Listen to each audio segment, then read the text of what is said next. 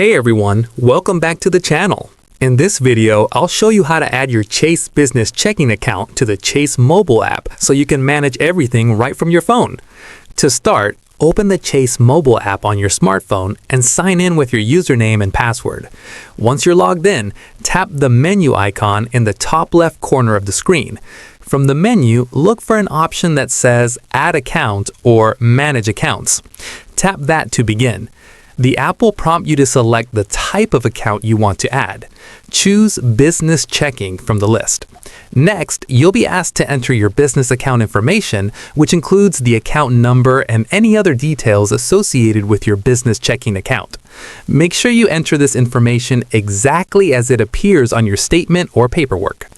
After entering the account details, the app may ask you to verify your identity or confirm the account by sending a code to your phone or email. Follow the on-screen instructions to complete verification. Once verified, your business checking account will be added to the app and will appear alongside your other accounts. You'll then be able to view your balance, see recent transactions, make transfers, and manage your business finances right from the Chase mobile app. That's it for this video. If this helped you get your business checking account set up in the Chase app, make sure to like, subscribe, and drop a comment if you have questions. Thanks for watching, and I'll see you in the next one.